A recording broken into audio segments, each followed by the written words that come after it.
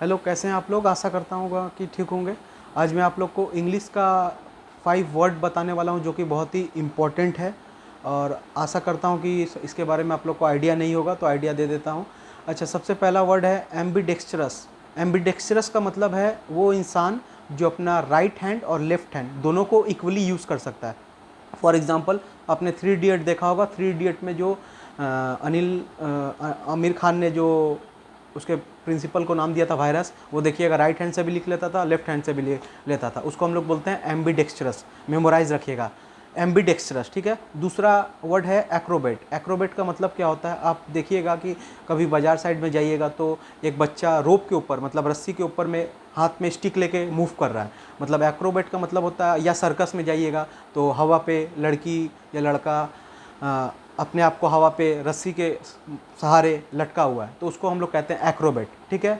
मतलब हाथ में लकड़ी लेके रस्सी पे चलना, अपने बैलेंस को कंट्रोल करते हुए, उसको हम लोग एक्रोबेट कहते हैं।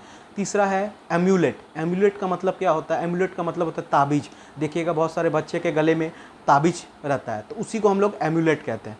ये बहुत इंपॉर्टेंट था। और फ़ोन नंबर होता है आपका एनोनोमियस। एनोनोमियस का मतलब होता है एक लेटर, एक पोएम, एक गिफ्ट जिसका नाम मेंशन नहीं किया गया है, किसने दिया है, ठीक है, तो उसको हम लोग कहते हैं एनोनोमियस। कभी कभी देखिएगा बहुत सारे बुक में क्या होता है कि राइटर पोएम लिखता है पर अपना नाम नहीं लिखता, तो इसको हम लोग कहते हैं एनोनोमियस।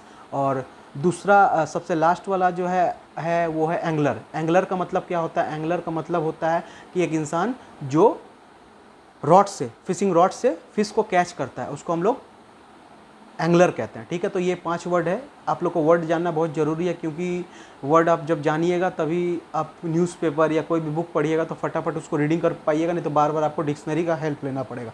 और मैं आप लोग को एक इम्पॉर्टेंट बात बताना चाहता हूँ।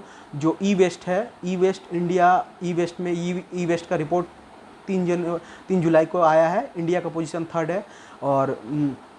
है, और सबसे टॉप में चाइना है, दूसरा में यूएसए है, और तीसरा में चाइना है। ई वेस्ट को गवर्नमेंट ऑफ इंडिया ने बोला है कि इसको कम करना है, क्योंकि इसका जो ई वेस्ट का सिर्फ और सिर्फ 70% यूटिलाइज होता है, ठीक है। तो ई वेस्ट आप जानते हैं क्या होता है? ई वेस्ट जानते हैं क्या होता है? ई वेस्ट होता है कि जैसे आपका घर का फ्रिज हुआ, रेफ्रिजरेटर हुआ, वे जब वेस्ट हो जाता है तो इसका यूटिलाइजेशन कम होता है। और ई वेस्ट से क्या होता है? ई वेस्ट में मरकरी, जैसे एयर कंडीशन हुआ, रेफ्रिजरेटर, इसमें मरकरी रहता है, जिसमें से मरकरी बाहर निकलता है तो हमारा ब्रेन कोऑर्डिनेशन सब कुछ नष्ट हो जाता है। तो ई वेस्ट को अच्छा से यूटिलाइज़ कीजिए, उसको कम से कम इसको रिड्यूस करिए, ठीक है। Thank you.